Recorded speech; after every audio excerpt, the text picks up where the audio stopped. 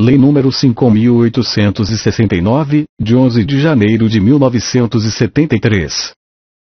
Institui o Código de Processo Civil. Título 5. Dos atos processuais. Capítulo 1. Da forma dos atos processuais. Seção 1. Dos atos em geral. Artigo 154. Os atos e termos processuais não dependem de forma determinada senão quando a lei expressamente a exigir, reputando-se válidos os que, realizados de outro modo, lhe preencham a finalidade essencial. Parágrafo único. Os tribunais, no âmbito da respectiva jurisdição, poderão disciplinar a prática e a comunicação oficial dos atos processuais por meios eletrônicos, atendidos os requisitos de autenticidade, integridade, validade jurídica e interoperabilidade da infraestrutura de chaves públicas brasileira, ICP, Brasil. Parágrafo 2º. Todos os atos e termos do processo podem ser produzidos, transmitidos, armazenados e assinados por meio eletrônico, na forma da lei. Artigo 155. Os atos processuais são públicos. Correm, todavia, em segredo de justiça os processos. 1. Em que o exigir o interesse público.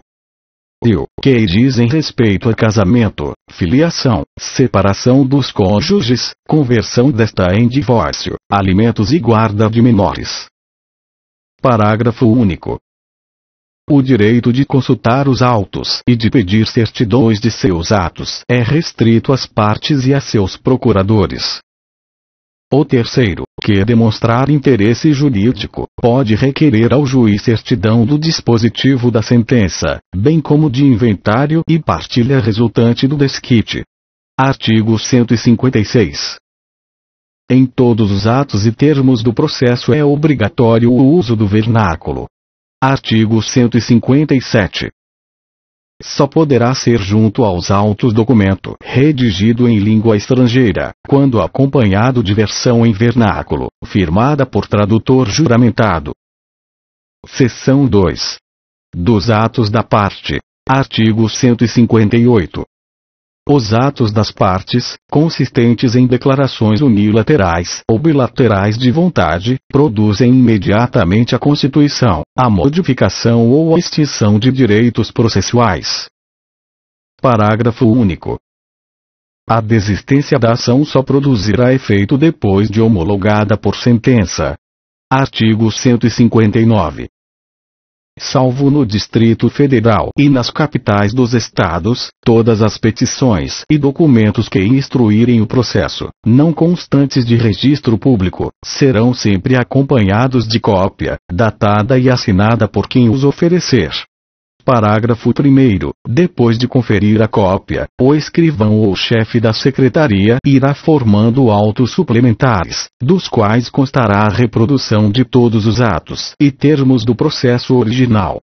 Parágrafo 2º. Os autos suplementares só sairão de cartório para conclusão ao juiz, na falta dos autos originais. Artigo 160. Poderão as partes exigir recibo de petições, arrazoados, papéis e documentos que entregarem em cartório. Artigo 161. É defeso lançar, nos autos, cotas marginais ou interlineares. O juiz mandará riscá-las, impondo a quem as escrever multa correspondente à metade do salário mínimo vigente na sede do juízo. Seção 3. Dos atos do juiz. Artigo 162. Os atos do juiz consistirão em sentenças, decisões interlocutórias e despachos. Parágrafo 1º. Sentença é o ato do juiz que implica alguma das situações previstas nos artigos 267 e 269 desta lei. Parágrafo 2º. Decisão interlocutória é o ato pelo qual o juiz, no curso do processo, resolve questão incidente.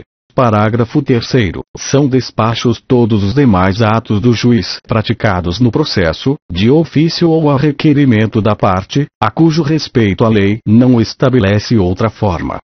Parágrafo 4º. Os atos meramente ordinatórios, como a juntada e a vista obrigatória, independem de despacho, devendo ser praticados de ofício pelos servidores revistos pelo juiz quando necessários. Artigo 163. Recebe a denominação de acórdão ou julgamento proferido pelos tribunais. Artigo 164. Os despachos, decisões, sentenças e acórdãos serão redigidos, datados e assinados pelos juízes. Quando forem proferidos, verbalmente, o taquígrafo ou datilógrafo os registrará, submetendo-os aos juízes para revisão e assinatura. Parágrafo único. A assinatura dos juízes, em todos os graus de jurisdição, pode ser feita eletronicamente, na forma da lei. Artigo 165. As sentenças e acórdãos serão proferidos com observância do disposto no artigo 458. As demais decisões serão fundamentadas, ainda que de modo conciso. Seção 4. Dos atos do escrivão ou do chefe de secretaria. Artigo 166. Ao receber a petição inicial de qualquer processo, o escrivão a autuará, mencionando o juízo, a natureza do feito, o número de seu registro, os nomes das partes e a data do seu início, e procederá do mesmo modo quanto aos volumes que se forem formando. Artigo 167. O escrivão numerará e rubricará todas as folhas dos autos, procedendo da mesma forma quanto aos suplementares. Parágrafo único. Às partes, aos advogados, aos órgãos do Ministério Público, aos peritos e às testemunhas é facultado rubricar as folhas correspondentes aos atos em que intervieram. Artigo 168. Os termos de juntada, vista, conclusão e outros semelhantes constarão de notas, datadas e rubricadas pelo escrivão. Artigo 169. Os atos e termos do processo serão datilografados ou escritos com tinta escura e indelével, assinando-os as pessoas que neles intervieram. Quando estas não puderem ou não quiserem firmá-los, o escrivão certificará, nos autos, a ocorrência. Parágrafo 1º. É vedado usar abreviaturas. Parágrafo 2º. Quando se tratar de processo total ou parcialmente eletrônico, os atos processuais praticados na presença do juiz poderão ser produzidos e armazenados de modo integralmente digital em arquivo eletrônico inviolável, na forma da lei, mediante registro em termo que será assinado digitalmente pelo juiz e pelo escrivão ou chefe de secretaria, bem como pelos advogados das partes. Parágrafo 3º. No caso do parágrafo 2º deste artigo, eventuais contradições na transcrição deverão ser suscitadas oralmente no momento da realização do ato, sob pena de preclusão, devendo o juiz decidir de plano, registrando-se a alegação e a decisão no termo. Parágrafo único. É vedado usar abreviaturas. Artigo 170. É lícito o uso da taquigrafia, da estenotipia, ou de outro método idôneo, em qualquer juízo ou tribunal. Artigo 171. Não se admitem, nos atos e termos, espaços em branco, bem como entre linhas, emendas ou rasuras, salvo se aqueles forem inutilizados e estas expressamente ressalvadas. Capítulo 2. Do tempo e do lugar dos atos processuais. Seção 1. Do tempo. Artigo 172. Os atos processuais realizar-se-ão em dias úteis, das 6 às 20 horas. Parágrafo 1º. Serão, todavia, concluídos depois das 20 horas os atos iniciados antes, quando o adiamento prejudicar a diligência ou causar grave dano.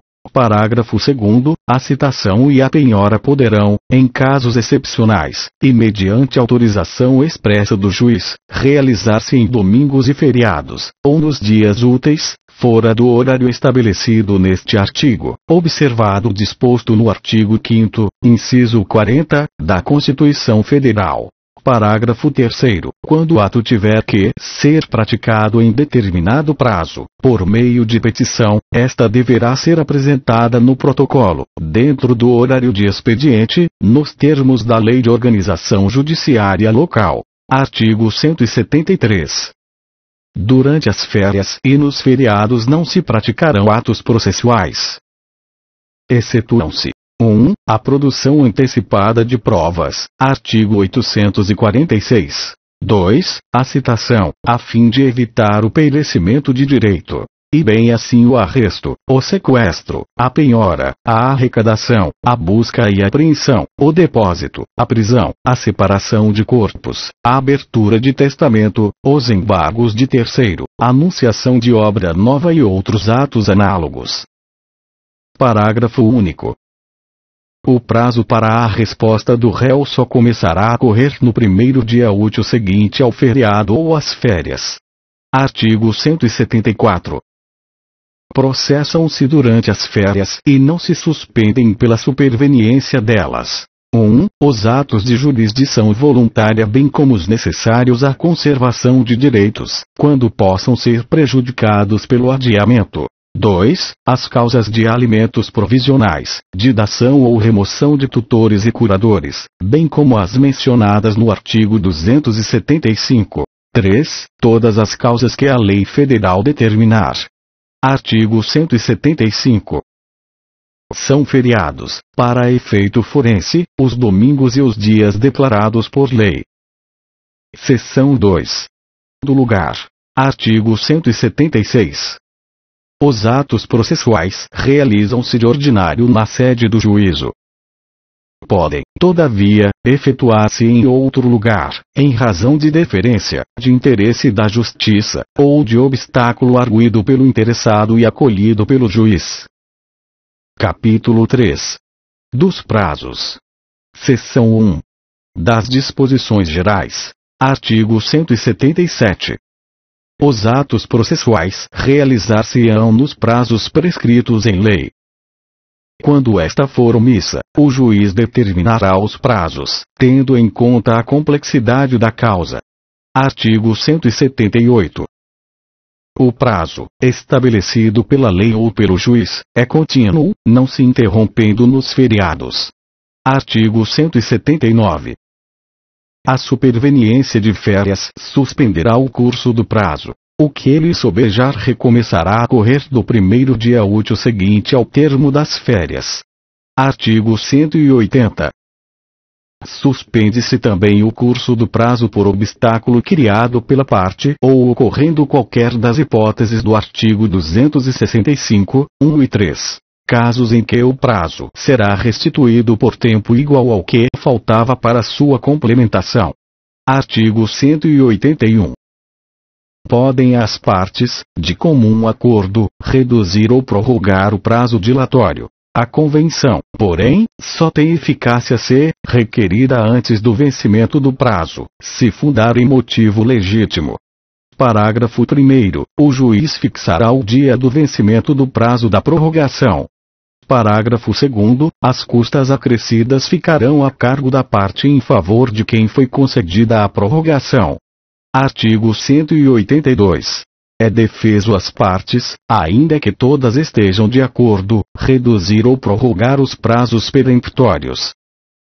O juiz poderá, nas comarcas onde for difícil o transporte, prorrogar quaisquer prazos, mas nunca por mais de 60 dias. Parágrafo único. Em caso de calamidade pública, poderá ser excedido o limite previsto neste artigo para a prorrogação de prazos. Artigo 183. Decorrido prazo, extingue-se, independentemente de declaração judicial, o direito de praticar o ato, ficando salvo, porém, a parte provar que o não realizou por justa causa.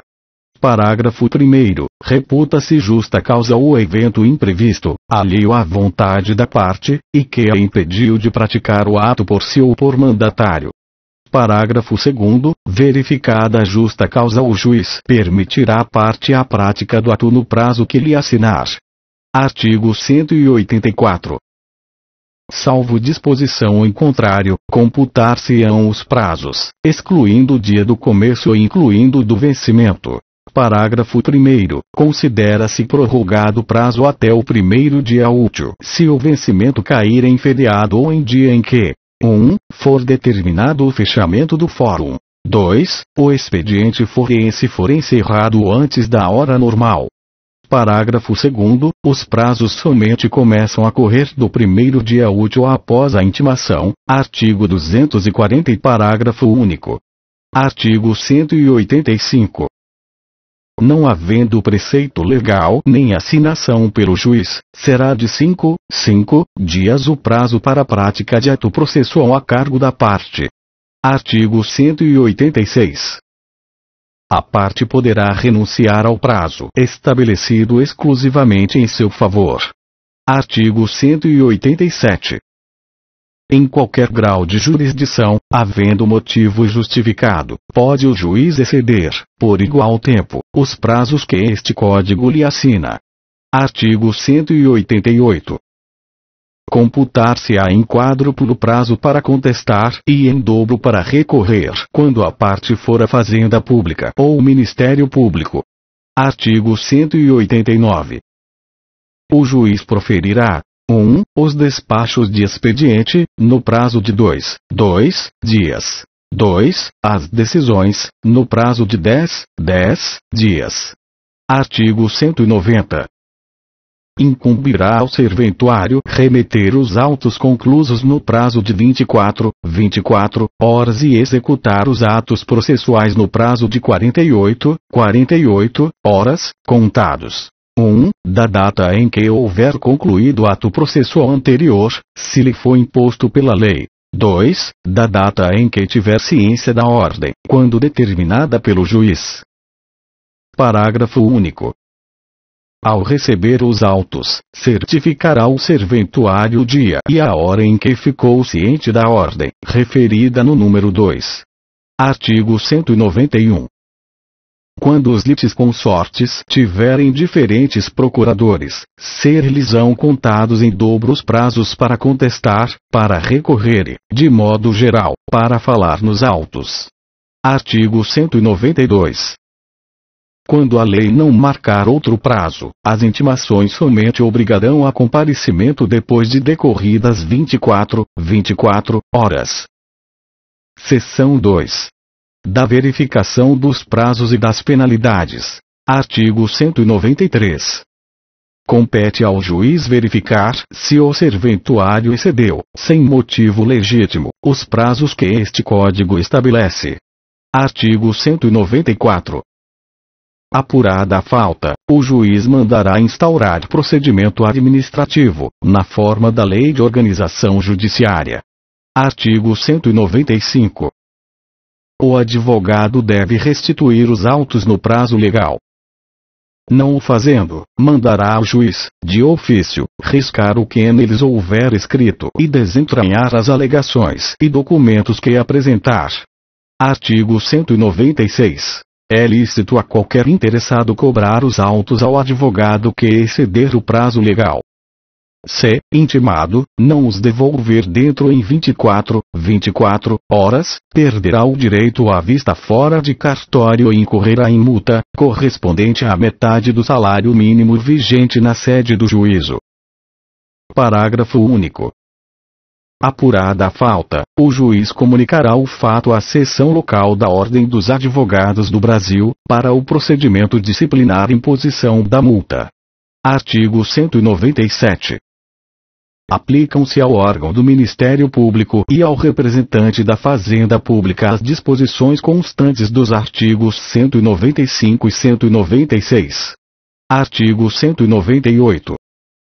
Qualquer das partes ou órgão do Ministério Público poderá representar ao presidente do Tribunal de Justiça contra o juiz que excedeu os prazos previstos em lei. Distribuída a representação ao órgão competente, instaurar-se-á procedimento para a apuração da responsabilidade. O relator, conforme as circunstâncias, poderá avocar os autos em que ocorreu excesso de prazo, designando outro juiz para decidir a causa. Artigo 199. A disposição do artigo anterior aplicar-se-á aos tribunais superiores na forma que dispuser o seu regimento interno. Capítulo 4. Das comunicações dos atos. Seção 1. Das disposições gerais. Artigo 200. Os atos processuais serão cumpridos por ordem judicial ou requisitados por carta, conforme hajam de realizar-se dentro ou fora dos limites territoriais da comarca. Artigo 201. Expedir-se-á carta de ordem se o juiz for subordinado ao tribunal de que ela emanar. Carta rogatória, quando dirigida à autoridade judiciária estrangeira. E carta precatória nos demais casos. Seção 2. Das cartas. Artigo 202.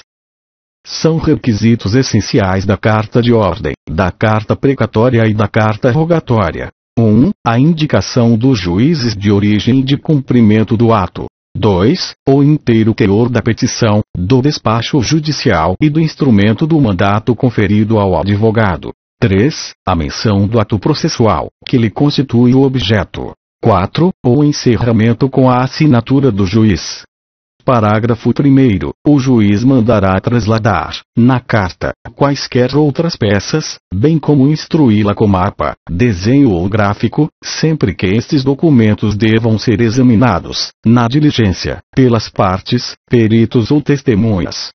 Parágrafo 2º. Quando o objeto da carta for exame pericial sobre documento, este será remetido em original, ficando nos autos reprodução fotográfica. Parágrafo 3º. A carta de ordem, carta precatória ou carta rogatória pode ser expedida por meio eletrônico, situação em que a assinatura do juiz deverá ser eletrônica, na forma da lei. Artigo 203. Em todas as cartas declarará o juiz o prazo dentro do qual deverão ser cumpridas, atendendo à facilidade das comunicações e à natureza da diligência. Artigo 204. A carta tem caráter itinerante. Antes ou depois de lhe ser ordenado cumprimento, poderá ser apresentada a juízo diverso do que dela consta, a fim de se praticar o ato. Artigo 205. Havendo urgência, transmitir-se-ão a carta de ordem e a carta precatória por telegrama, radiograma ou telefone. Artigo 206. A carta de ordem e a carta precatória, por telegrama ou radiograma, conterão, em resumo substancial, os requisitos mencionados no artigo 202, bem como a declaração, pela agência expedidora, de estar reconhecida a assinatura do juiz. Artigo 207. O secretário do tribunal ou o escrivão do juízo deprecante transmitirá, por telefone, a carta de ordem, ou a carta precatória ao juízo, em que houver de cumprir-se o ato, por intermédio do escrivão do primeiro ofício da primeira vara, se houver na comarca mais de um ofício ou de uma vara, observando, quanto aos requisitos, o disposto no artigo antecedente. Parágrafo 1º. O escrivão, no mesmo dia ou no dia útil imediato, telefonará ao secretário do tribunal ou ao escrivão do juízo deprecante, lendo-lhe os termos da carta e solicitando-lhe que lhe confirme. Parágrafo 2º. Sendo confirmada, o escrivão submeterá a carta a despacho. Artigo 208. Executar-se-ão, de ofício, os atos requisitados por telegrama, radiograma ou telefone. A parte depositará, contudo, na secretaria do tribunal ou no cartório do juízo deprecante, a importância correspondente às despesas que serão feitas no juízo em que houver de praticar-se o ato. Artigo 209. O juiz recusará cumprimento à carta precatória, devolvendo-a com despacho motivado.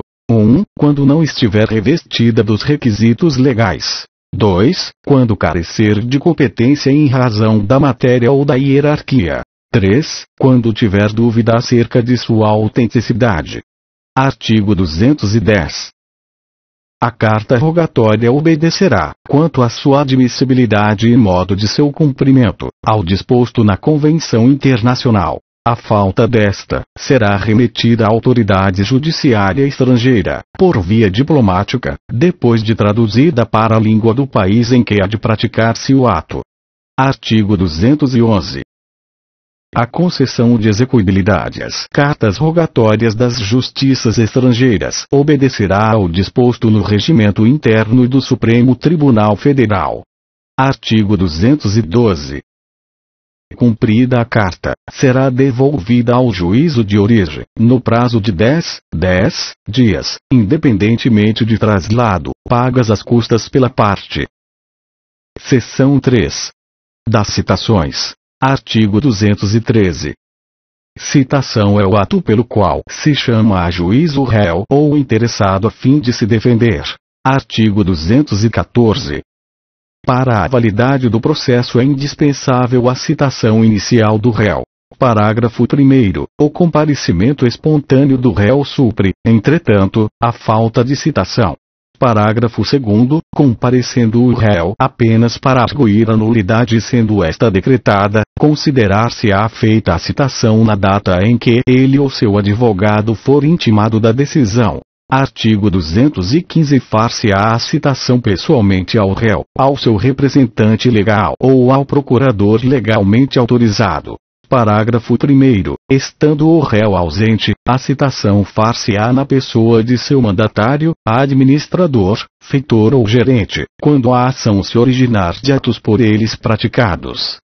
Parágrafo 2º. O locador que se ausentar do Brasil sem cientificar o locatário de que deixou na localidade, onde estiver situado o imóvel, procurador com poderes para receber citação, será citado na pessoa do administrador do imóvel encarregado do recebimento dos aluguéis. Artigo 216. A citação efetuar-se-á em qualquer lugar em que se encontre o réu. Parágrafo único. O militar, em serviço ativo, será citado na unidade em que estiver servindo, se não for conhecida a sua residência ou nela não for encontrado. Artigo 217. Não se fará, porém, a citação, salvo para evitar o perecimento do direito. Inciso 1. Revogado. 1. A quem estiver assistindo a qualquer ato de culto religioso.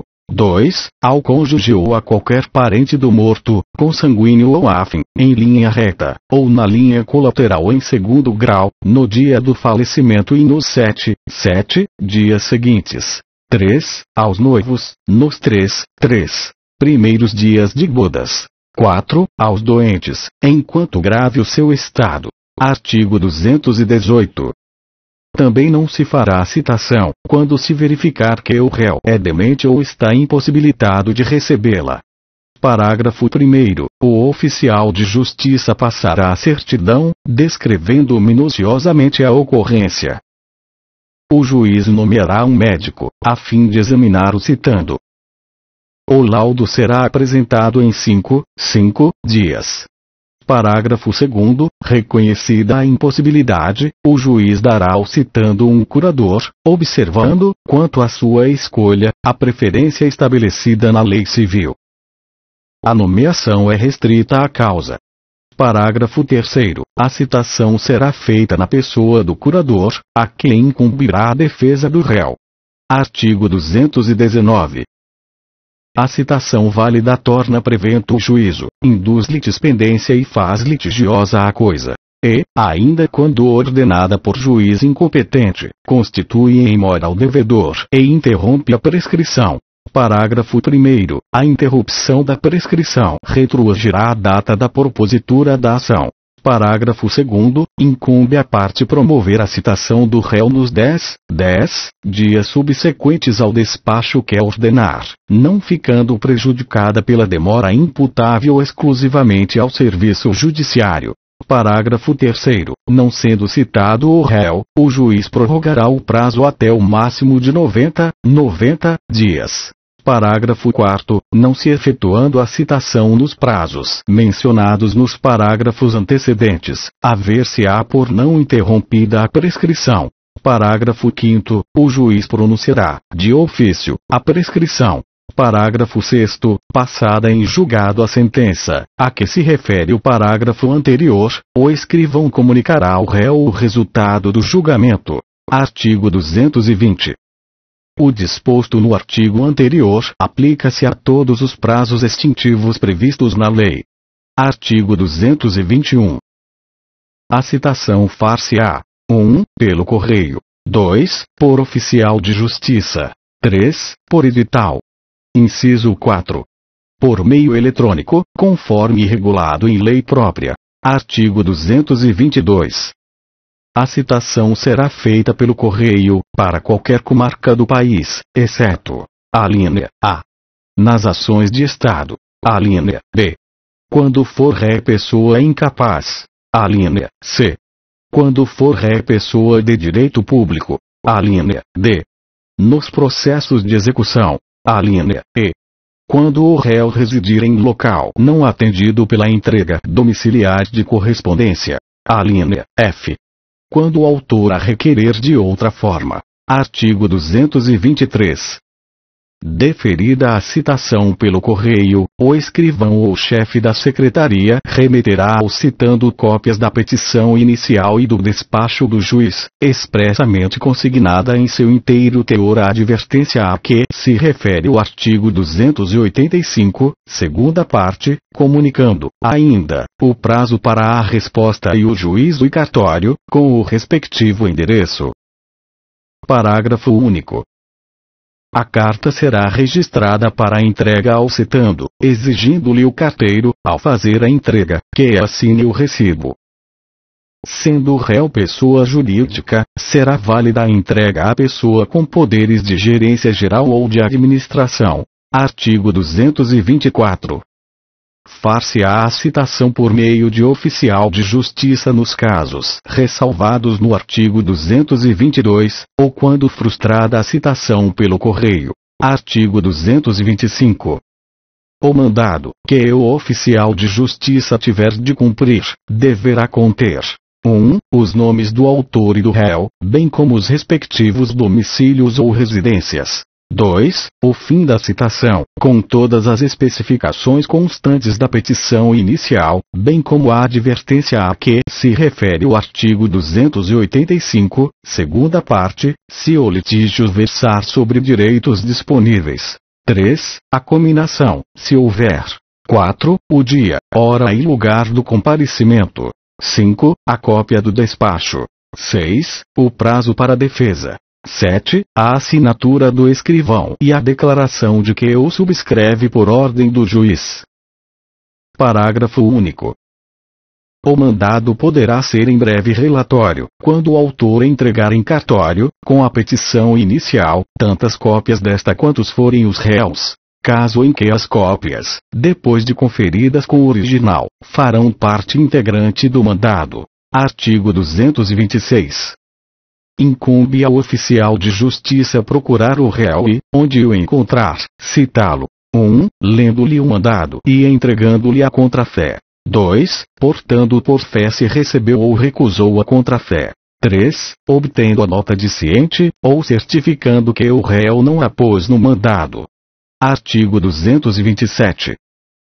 Quando, por 3 vezes, o oficial de justiça houver procurado o réu em seu domicílio ou residência, sem o encontrar, deverá, havendo suspeita de ocultação, intimar a qualquer pessoa da família, ou em sua falta a qualquer vizinho, que, no dia imediato, voltará, a fim de efetuar a citação, na hora que designar.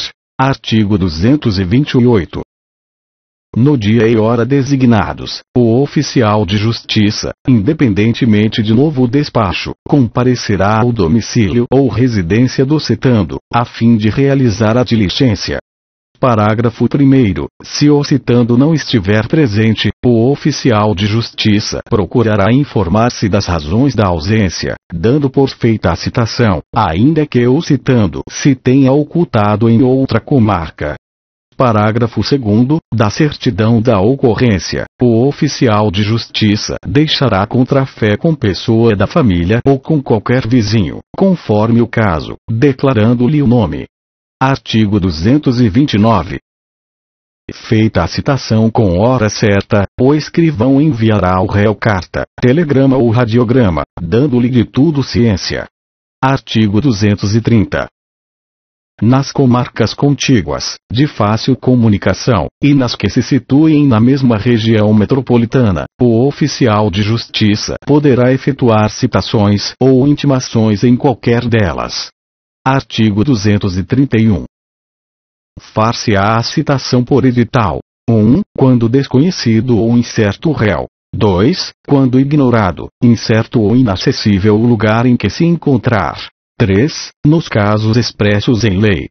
Parágrafo 1º. Considera-se inacessível, para efeito de citação por edital, o país que recusar o cumprimento de carta rogatória. Parágrafo 2º. No caso de ser inacessível o lugar em que se encontrar o réu, a notícia de sua citação será divulgada também pelo rádio, se na comarca houver emissora de radiodifusão. Artigo 232. São requisitos da citação por edital.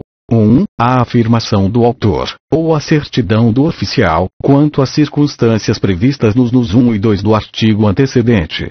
2. A fixação do edital, na sede do juízo, certificada pelo escrivão. 3. A publicação do edital no prazo máximo de 15 dias, uma vez no órgão oficial e pelo menos 2 vezes em jornal local, onde houver.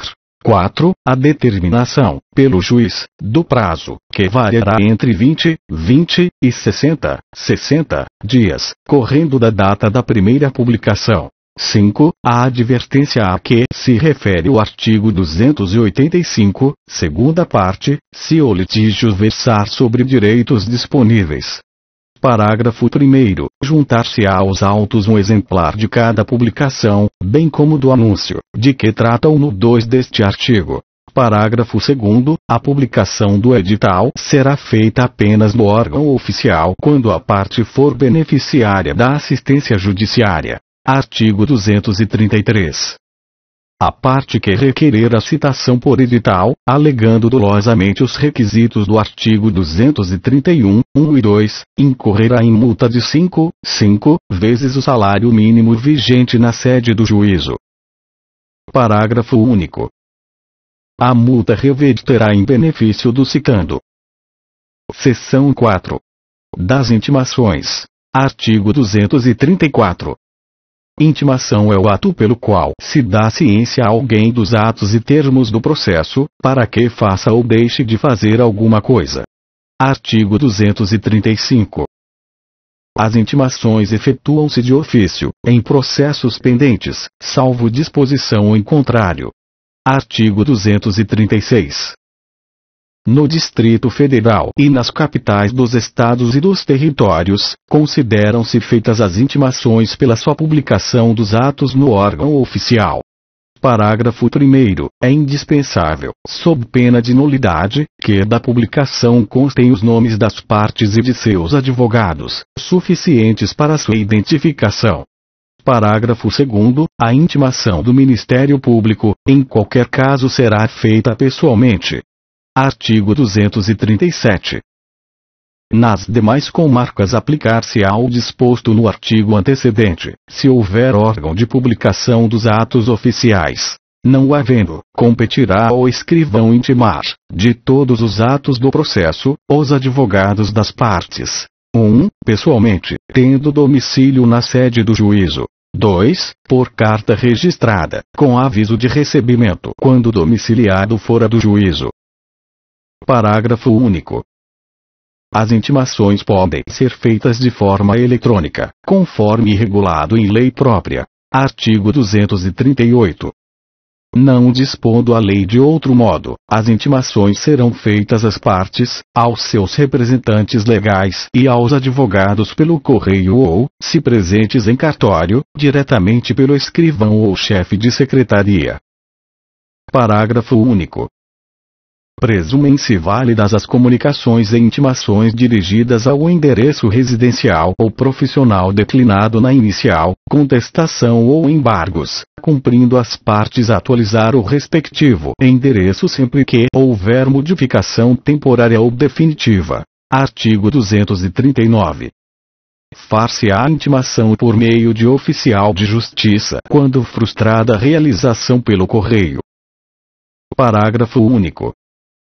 A certidão de intimação deve conter: 1. A indicação do lugar e a descrição da pessoa intimada, mencionando, quando possível, o número de sua carteira de identidade e o órgão que a expediu. 2. A declaração de entrega da contrafé. Inciso 3. A nota de ciente ou certidão de que o interessado não a pôs no mandado. Artigo 240. Salvo disposição em contrário, os prazos para as partes, para a Fazenda Pública e para o Ministério Público contar-se-ão da intimação. Parágrafo único. As intimações consideram-se realizadas no primeiro dia útil seguinte, se tiverem ocorrido em dia em que não tenha havido expediente forense. Artigo 241. Começa a correr o prazo: 1. Quando a citação ou intimação for pelo correio, da data de juntada aos autos do aviso de recebimento. 2. Quando a citação ou intimação for por oficial de justiça, da data de juntada aos autos do mandado cumprido. 3. Quando houver vários réus, da data de juntada aos autos do último aviso de recebimento ou mandado citatório cumprido. 4. Quando o ato se realizar em cumprimento de carta de ordem, precatória ou rogatória, da data de sua juntada aos autos devidamente cumprida. 5. Quando a citação for por edital, fim da dilação assinada pelo juiz. Artigo 242.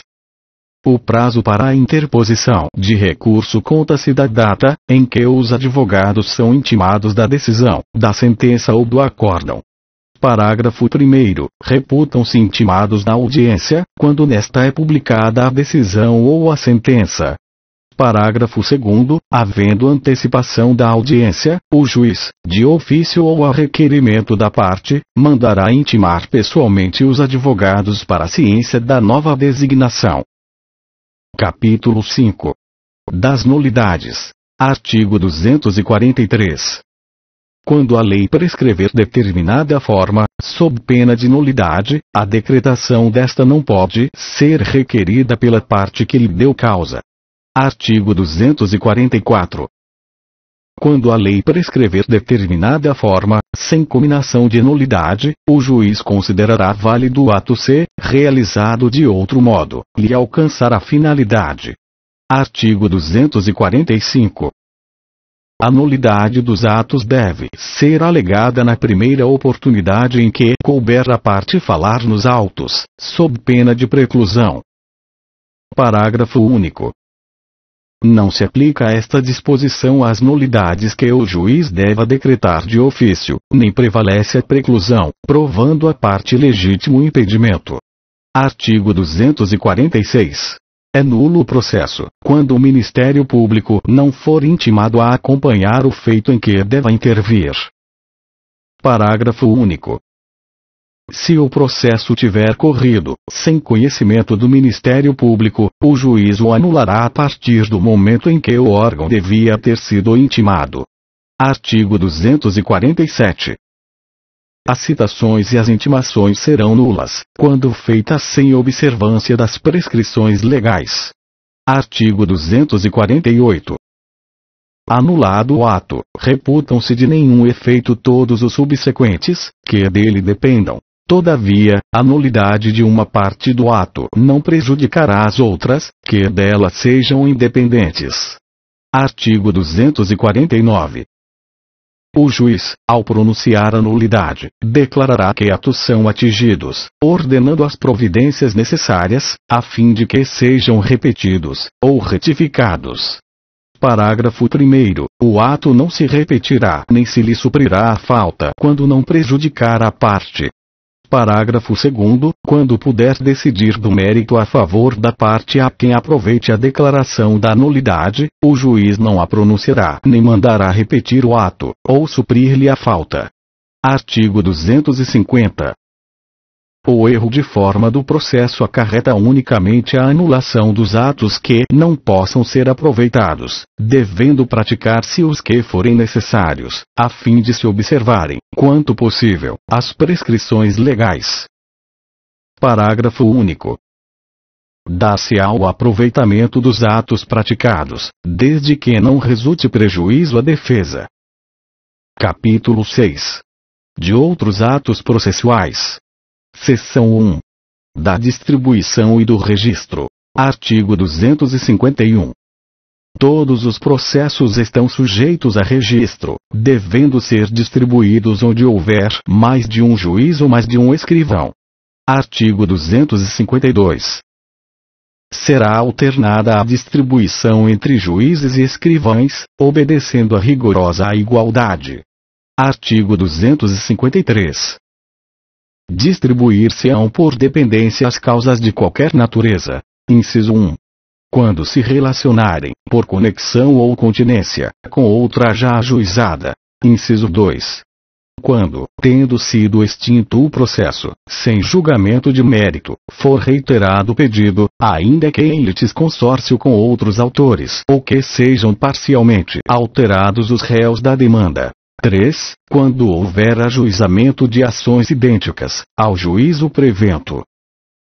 Parágrafo único. Havendo reconvenção ou intervenção de terceiro, o juiz, de ofício, mandará proceder à respectiva anotação pelo distribuidor. Artigo 254. É defeso distribuir a petição não acompanhada do instrumento do mandato, salvo 1. Se o requerente postular em causa própria. 2. Se a procuração estiver junta aos autos principais. 3. No caso previsto no artigo 37. Artigo 255. O juiz, de ofício ou a requerimento do interessado, corrigirá o erro ou a falta de distribuição, compensando-a. Artigo 256. A distribuição poderá ser fiscalizada pela parte ou por seu procurador. Artigo 257. Será cancelada a distribuição do feito que, em 30 dias, não for preparado no cartório em que deu entrada. Seção 2. Do valor da causa. Artigo 258. A toda causa será atribuído um valor certo, ainda que não tenha conteúdo econômico imediato. Artigo 259. O valor da causa constará sempre da petição inicial e será 1. Na ação de cobrança de dívida, a soma do principal, da pena e dos juros vencidos até a propositura da ação. 2. Havendo cumulação de pedidos, a quantia correspondente à soma dos valores de todos eles. 3. Sendo alternativos os pedidos, o de maior valor.